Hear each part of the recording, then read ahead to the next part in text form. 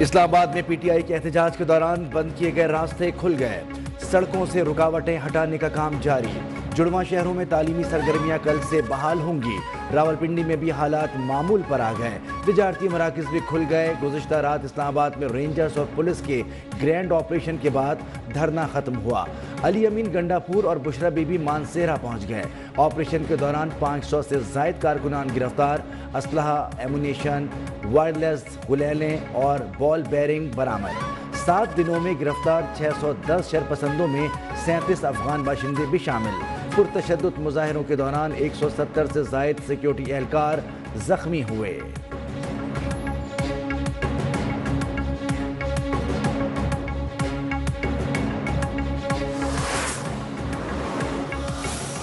میں سمجھتا ہوں کہ اگر 9 مئی کے جو مجرم ہیں ان کو اگر عدالتیں کڑی سزائیں وقت پر دے دیتی تو آج ہمیں یہ دن نہ دیکھنا پڑتا۔ سیاست میں فتنے اور تخریب کاری کی کوئی گنجائش نہیں۔ فتنے اور جتھے بندی کا خاتمہ کرنا ہوگا۔ 9 مئی کے ملزمان کو قرار واقع سزا دی جاتی تو پھر ہم یہ دن آج نہیں دیکھ رہے ہوتے۔ وزیر اعظم شہباز شریف نے واضح کر دیا، وفاقی کابینہ کے اجلاس سے خطاب میں کہا کہ فسادیوں کو ملک کی ترقی ہضم نہیں ہو رہی، باہمی مشاورت سے سخت فیصلے کرنا پڑیں گے۔ ملک کو خوشحال بنانا ہے یا پھر آئے روز دھرنوں کا سامنا کریں۔ آرمی چیف نے اسلام آباد میں لشکر سے نمٹنے کے لیے بھرپور تعاون فراہم کیا۔ خیبر پختونخوا اس وقت دہشت گردی کی لپیٹ میں ہے۔ پارا، چنار، کرم میں حالات کشیدہ ہیں۔ خیبر پختونخوا حکومت اپنی تمام تر توجہ وہاں پر لگائے۔ اسلام آباد میں آپریشن کے دوران مظاہرین کی اموات کی خبریں جھوٹی قرار۔ سیکیورٹی ذرائع کے مطابق اپنی ناکامیوں اور کوتاہیوں کو چھپانے کے لیے یہ سب کیا جا رہا ہے۔ آپریشن میں کسی قسم کے آتشی اسلحے کا استعمال نہیں کیا گیا۔ اسلام آباد کے اسپتالوں، پیمس اور پولی کلینک کی بھی لاشیں لانے کی تردید۔ وضاحتی بیان بھی جاری، کہا کہ اسپتالوں میں کوئی لاش نہیں لائی گئی۔ سوشل میڈیا پر چلنے والی خبروں پر کوئی صداقت نہیں۔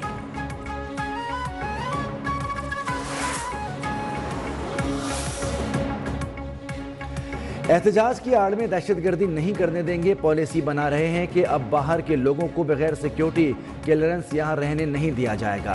چیف کمشنر اسلام آباد اور آئی جی نے واضح کر دیا۔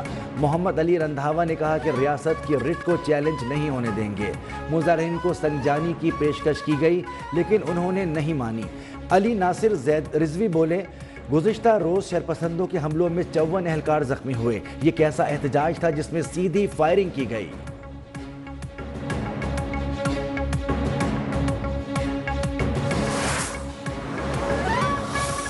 ان کو اپنی شرمندگی چھپانے کا کوئی طریقہ نہیں مل رہا۔ میں ان کو پھر چیلنج کر رہا ہوں کہ بھائی مجھے بھی اطلاع کر دیں کہ اگر کوئی ایسا بندہ ہلاک ہوا ہے یا کوئی چیز ہوئی ہے تو ہمیں کم سے کم بتا۔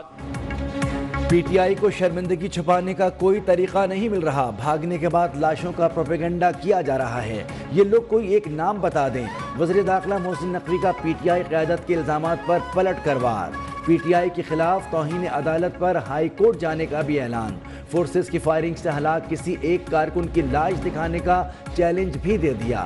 بولے گولی چل رہی ہوتی تو یہ پوری دنیا میں پھیلا دیتے، کسی کو پتھر لگا ہے تو مجھے بھی لگا ہے۔ 1 جنوری سے افغان شہریوں کے اسلام آباد میں قیام کے لیے اجازت ضروری قرار۔ وزیر داخلہ کی پیمس اسپتال میں زیر علاج مریضوں کی عیادت۔ زخمی اے ایس پی محمد علیم کو فوری لاہور شفٹ کرنے کی ہدایت۔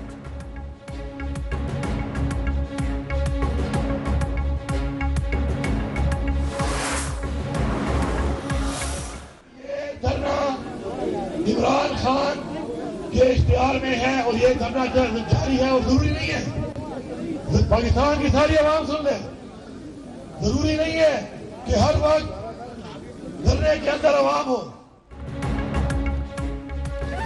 وزیر اعلیٰ خیبر پختونخوا علی امین گنڈا پور کا دھرنا جاری رکھنے کا اعلان، کہا کہ ضروری نہیں کہ دھرنے میں ہر وقت لوگ موجود ہوں، یہ ایک تحریک ہے جو بانی پی ٹی آئی کی کال تک جاری رہے گی۔ وضاحت دی، ہم پرتشدد نہ ہوتے، ہمارے لوگ بھی جواب نہ دیتے۔ دھرنے میں سینکڑوں کارکنوں کو گولیاں لگیں، ہزاروں کی گرفتاریاں بھی کرنے کا دعویٰ۔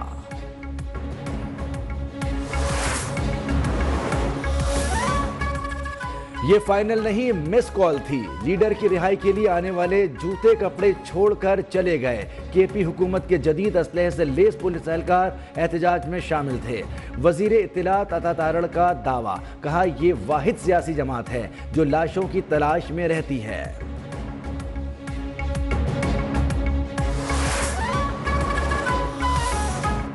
احتجاج میں ناکامی پر پی ٹی آئی قیادت میں مایوسی، پارٹی بشرا بی بی چلائیں گی یا لیڈرشپ؟ پنجاب کی قیادت کہاں غائب تھی؟ شوکت یوسف زئی پھٹ پڑے، کہا کہ پارٹی لیڈرشپ کے پاس اتنا اختیار نہیں تو استعفیٰ دے دینا چاہیے۔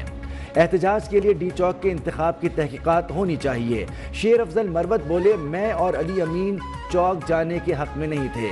علی امین چاہتے تھے کہ ورکرز کلثوم اسپتال سے آگے نہ بڑھیں۔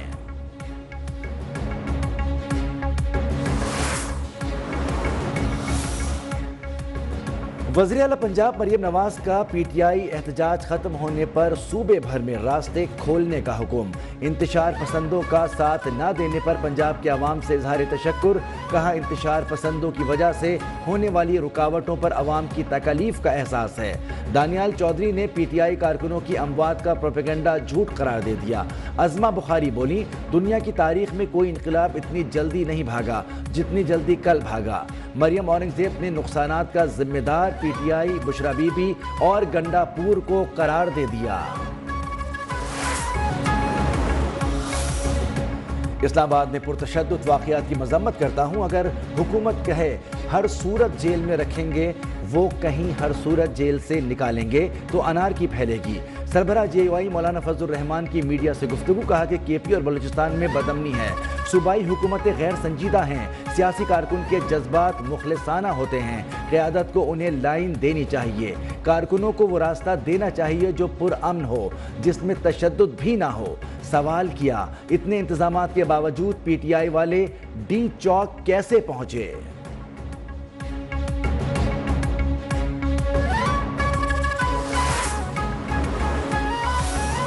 پی ٹی آئی احتجاج کے خلاف جنا سپر مارکیٹ F7 کے تاجروں کا اسلام آباد ہائی کورٹ سے رجوع، احتجاج کے خلاف توہین عدالت کی درخواست دائر، رجسٹرار آفس نے کیس کل مقرر کر دیا، کاز لسٹ جاری، سماعت اسلام آباد ہائی کورٹ کے چیف جسٹس عامر فاروق کریں گے۔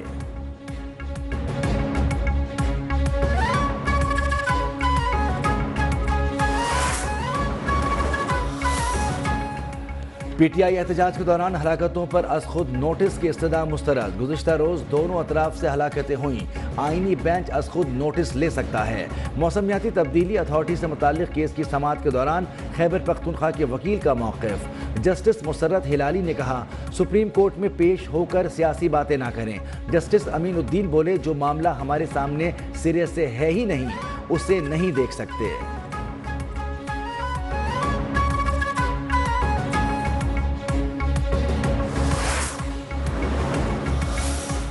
اسلام آباد میں پی ٹی آئی کا احتجاج، 3 روز میں وفاق کو 521 ارب روپے سے زائد کا مالی نقصان ہوا۔ ذرائع وزارت خزانہ کا دعویٰ، کہا احتجاج سے روزانہ معیشت کو 2 ارب سے زائد کا نقصان ہوا۔ صوبوں کو پہنچنے والا معاشی نقصان اس کے علاوہ ہے۔ احتجاج سے 3 روز میں جی ٹی پی کو 440 ارب کا نقصان پہنچا۔ انٹرنیٹ سروسز بند ہونے سے آئی ٹی اور ٹیلی کام کے شعبے کو بھی نقصانات ہوئے۔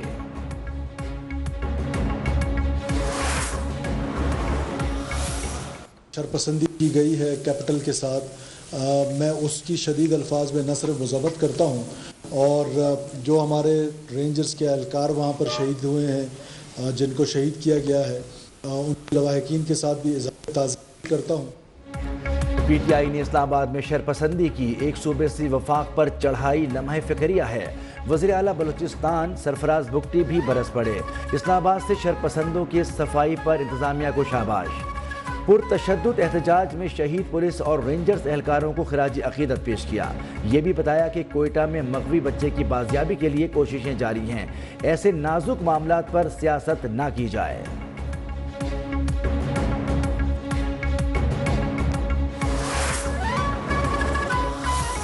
کون سے ملک میں غیر ملکی شہری جو ہیں وہ آ کے ان کو استعمال کیا جاتا ہے کہ آپ ہمارے ملک میں آ کے توڑ پھوڑ کریں، آپ ہمارے ملک میں آ کے جو ہے وہ ظلم کی جو ہے وہ اس طرح کے سلسلے شروع کریں۔ تو یہ سارے جتنے بھی دہشت گردی کے ان کی نیتیں تھیں، وہ ساری ایکسپوز ہوئی ہیں۔ تحریک انصاف چاہتی تھی احتجاج کی آڑ میں لاشیں گریں۔ اسلام آباد پر حملہ سانحہ 9 مئی سے کم نہیں۔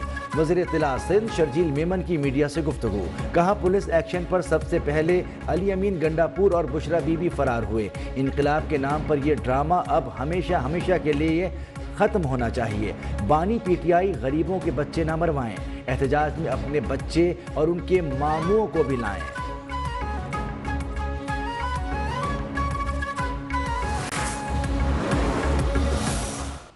احتجاج جو ہے اس کی اجازت آپ کو آئین و قانون دیتا ہے، تشدد کی نہیں دیتا ہے۔ تشدد اور شرانگیزی کا کوئی امکان تھا تو اس کو روکا جانا چاہیے۔ آئین پرامن احتجاج کی اجازت دیتا ہے، تشدد کی نہیں۔ سربراہ ایم کیو ایم پاکستان خالد مقبول صدیقی کا موقف۔ حیدرآباد کی پہلی وفاقی جامعہ کی انسٹیٹیوٹ کی افتتاحی تقریب سے خطاب میں بولے، پاکستان ایسے نہیں چلے گا، جاگیردارانہ جمہوریت کا خاتمہ کرنا ہوگا، پانی کی تقسیم منصفانہ ہونی چاہیے جس سے کسی کو اعتراض نہ ہو۔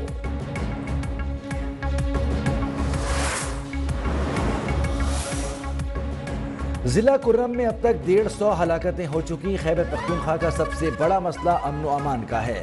جو حالات یہاں پر چل رہے ہیں وہ سب آپ کے سامنے ہیں۔ گورنر کے پی فیصل کریم کنڈی کی پشاور میں پریس کانفرنس، کہا امن و امان کی ذمہ داری صوبے کی ہے مگر وفاق بھی ذمہ داری کا مظاہرہ کرے۔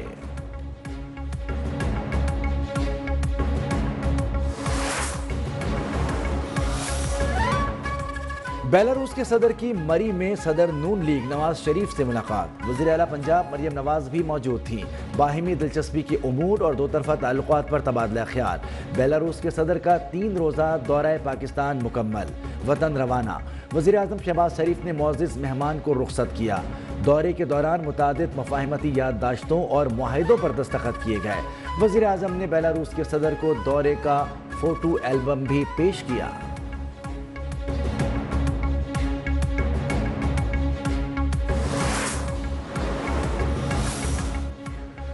چینی سینٹرل ملٹری کمیشن کے وائس چیئرمین کا GHQ کا دورہ۔ Army chief general Asim Munir سے جنرل زونگ یوشیا کی 1-on-1 ملاقات۔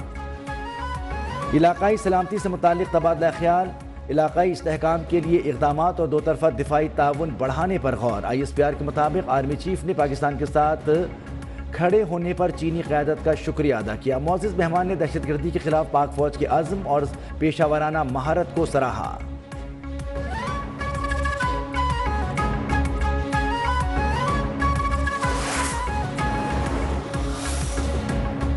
پاک بحریہ اور یوکرین بحریہ کی بحر عرب میں مشترکہ مشقیں۔ پاک بحریہ کے جنگی جہاز ذوالفقار اور کورین نیوی کے جنگی جہاز کی شرکت۔ ISPR کے مطابق مشق کے دوران مختلف بحری آپریشنز کا انعقاد کیا گیا۔ مقصد صلاحیت بڑھانا اور پیشہ ورانہ روابط کو فروغ دینا ہے۔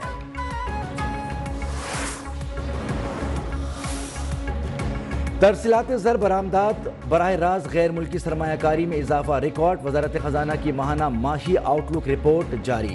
درآمدات، مالی ذخائر اور روپے کی قدر میں اضافہ ریکارڈ کیا گیا۔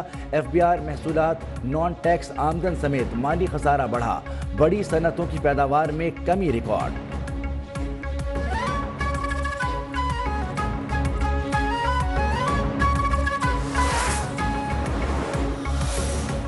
ECC اجلاس کے فیصلوں پر عمل درآمد نہ ہونے کا انکشاف۔ وزیر خزانہ محمد اورنگزیب نے ECC کا خصوصی اجلاس بلا لیا۔ وزارت خزانہ سمیت 8 وزارتوں سے فیصلوں پر عمل درآمد نہ کرنے پر جواب طلب۔ ECC کا پالیسی فیصلوں پر عمل درآمد نہ کرنے پر اظہار تشویش۔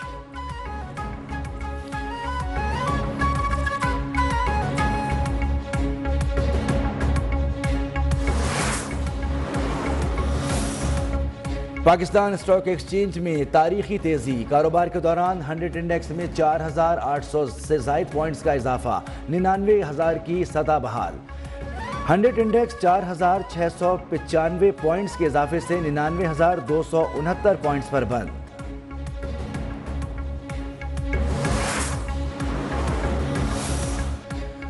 دنیا کے آلودہ ترین شہروں میں لاہور کا آج بھی دوسرا نمبر، مجموعی ایئر کوالٹی انڈیکس 195 ریکارڈ کیا گیا۔ لاہور میں اسموگ کے تدارک کے لیے کارروائیاں، ماحولیاتی آلودگی کا باعث بننے والی گاڑیوں کے خلاف ایکشن، 24 گھنٹے میں 4000 سے زائد دھواں چھوڑنے والی گاڑیوں کا چالان، 81 لاکھ روپے کے جرمانے۔